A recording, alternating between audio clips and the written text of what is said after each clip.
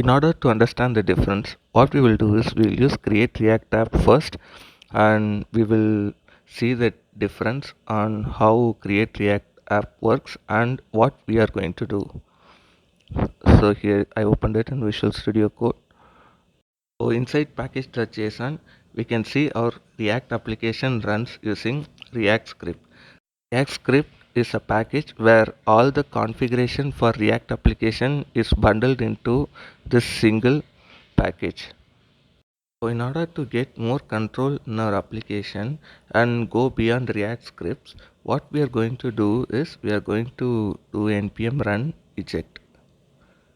Once we done that, it will ask some basic questions like, are you sure you want to eject? We'll give yes, and we can see the React scripts has been replaced with some native JavaScripts. Now if we check our package.json, we can see a lot of new packages like Babel Core and Babel Eslint. So we can see a lot of new packages has added in the package.json after doing the ejection process. So once we do that, our npm install seems to have been failed.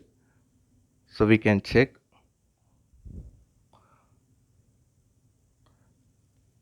and here it seems like Babel core was not identified by our npm package. It is basically a version problem.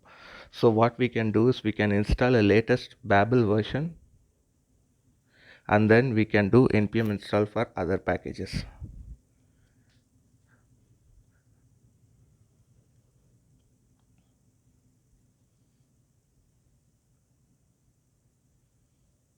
So now if we do npm install after updating the failed packages, it will be successful. So this is how we set up our React project and get more control over it using create react app. So if we look deep into the folder structure, we can see webpack config and some other configurations has been provided after rejection, and we have a source directory. Node modules are same, and these are the requirements to build our basic React application. So if we start our application will be running successfully. Now in order to learn how we can create our own React application, we are going to delete everything. So we are going to delete all the files in this folder. The rm command will be failing because it only looks for folders. We have to mention files as well. For that we have to pass a -r flag. Now it will delete everything inside this folder.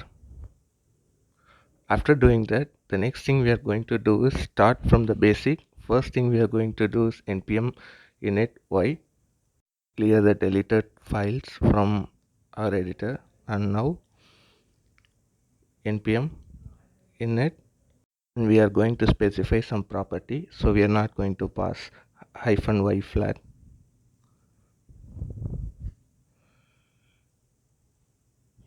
Here the name of the package would be create react application.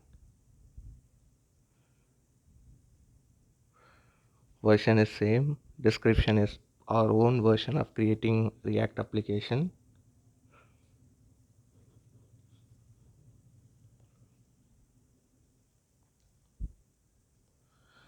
Entry point can be anything, and here this command we can say get just, but we're not going to use that.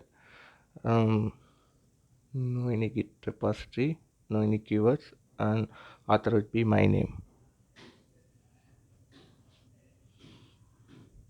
and it's the same license. And we have created a package.json. Once it got generated, next thing we are going to do is install some basic packages like React and React DOM. These are dependencies that we need to run our application, and we are going to install some dev dependencies, which is going to be webpack and webpack dev server, webpack CLI, Babel core and Babel CLI, and we still need Babel preset React app to preset or React into native JavaScript. And we still need more packages, but for now these are the basic enough to start our application. So first thing we are going to do is create our webpack config.js, and here we will provide some of the configs. Here we will mention our node environment as development,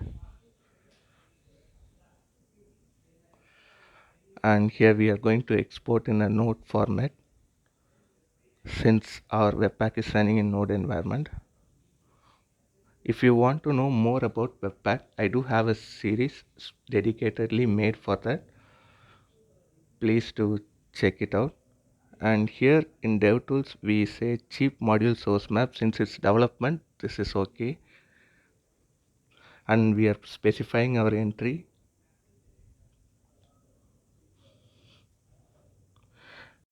And output takes 3 argument, where our converted JavaScript should be bundled. So path will be inside build folder, and the path public path would be like slash, and finally the file name will be bundle.js. So now we will write some config for our dev server.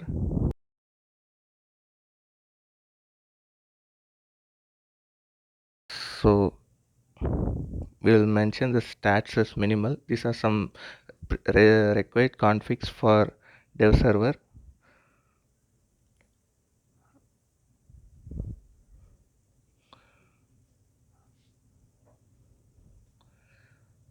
They may vary based on the dev and production. Now we are specifying in a common way. So header we can say access control origin to allow star, means all the access, and HTTPS was false. Now we need to provide some plugin, but for now we will leave it as empty and we will move to loaders. Loaders and be specified with modules and rules. In rules we can say like this rule should be applied for JavaScript and JSX templates,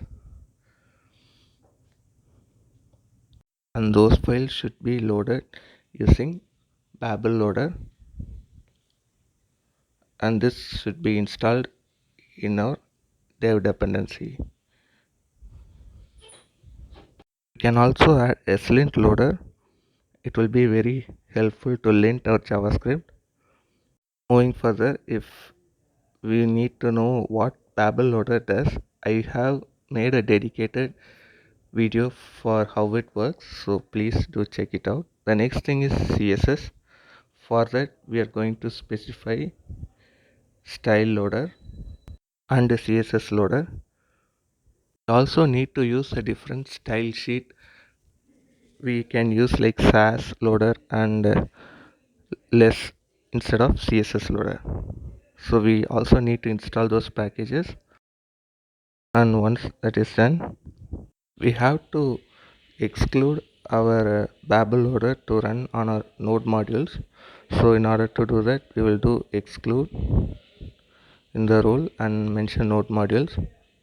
Will prevent us from linting or transpiling our node modules. It only converts our application. Next thing we are going to do is create our index.js, and here we are going to add a simple JavaScript.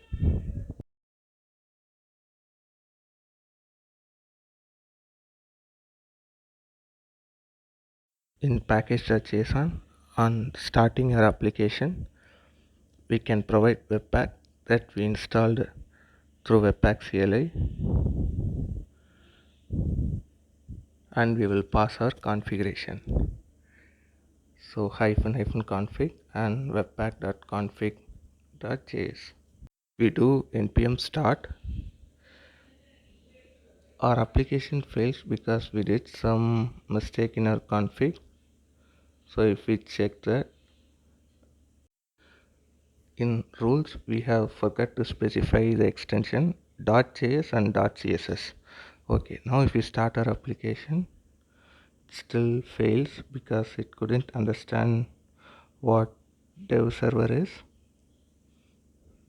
So it seems like a typo. Once we corrected that, we still have one last thing. Yeah, it's an absolute path. For that, we are going to import a node package called path, and here in the output section, we are going to provide a promise to resolve our path, and we are going to provide the directory name and run npm start. Now our application has successfully compiled and we got our output. Once this is done, we can remove our alert and we can start writing our React application. So React DOM is the entry point for our application. So we are going to import that and we are going to say React DOM.render, and here we are going to give a HTML template, which in React language it's a JSX. Here we are going to say React works and it's h1, and finally we are going to provide a HTML element ID to bind our React DOM. For this next we will be creating a HTML template, but now we will mention root and we'll save this file and we'll create index.html.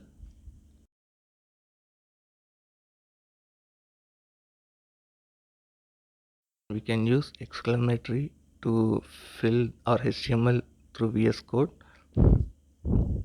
It's a VS Code shortcut.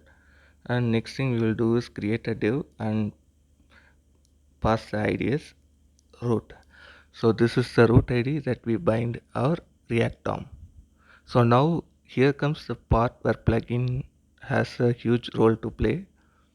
The plugin we are going to use is HTML Webpack plugin, which is not in the dependency. So we will install it, and it's a dev dependency. So save dev and HTML-webpack-plugin. So once we installed it, we will import it here.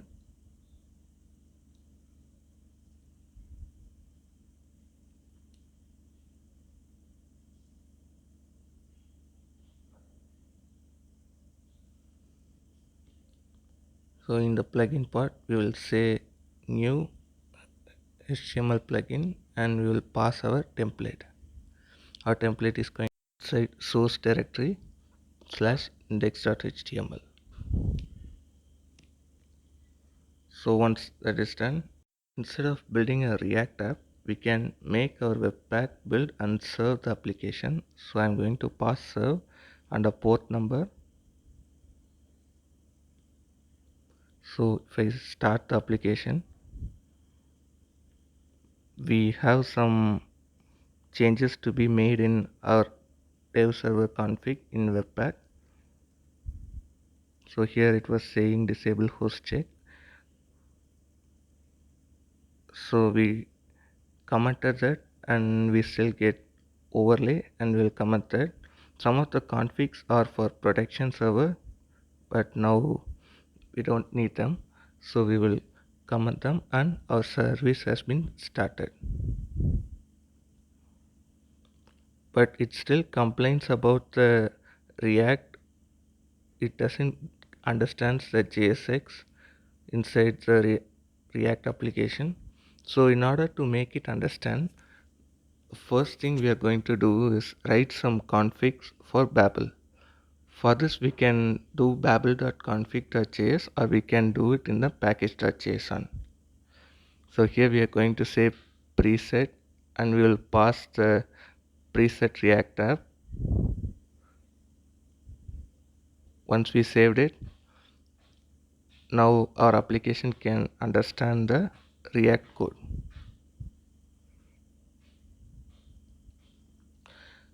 So our application is running, it's in port 5000, but we still get a lot of warning through ESLint that we will fix in a minute. But first thing we will check our React application, and it has a lot of warning. So in order to avoid those warnings, we will start writing our ESLint config.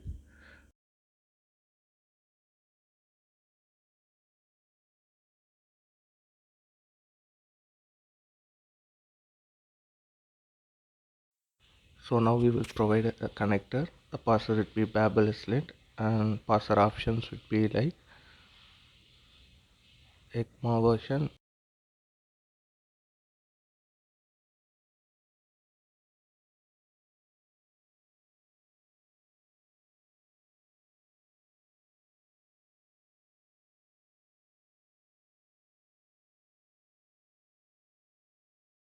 We are going to specify the environments that our application is going to run: browser, node, and ES6.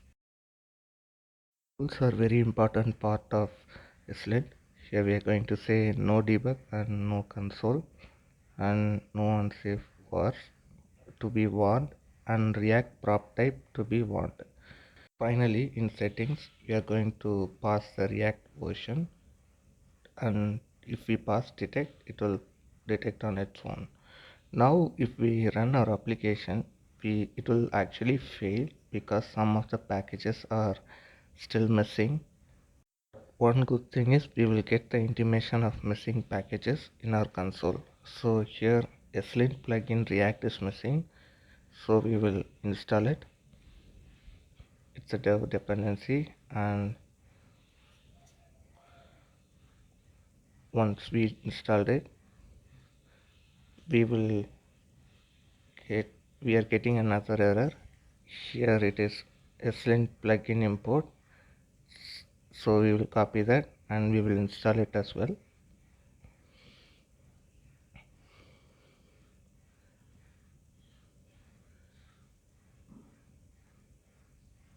So again, if we start our application,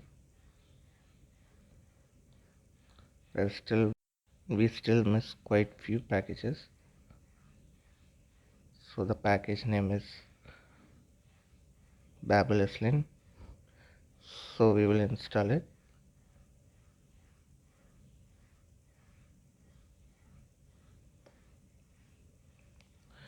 Once we added that, if we start our application, we finally have only one warning, and we will check what it would be.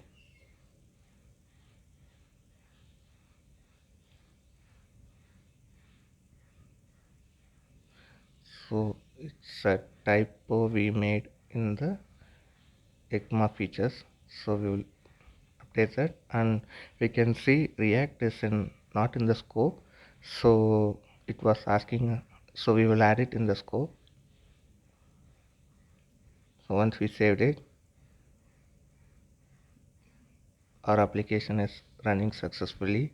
These are the configurations we need to do to run a React application. But why should we learn this is because for a large scale application we need to do customization on our own. In that phase, we really need to understand what is going through our application. We can't depend on React scripts. Thanks for watching. Have a great day.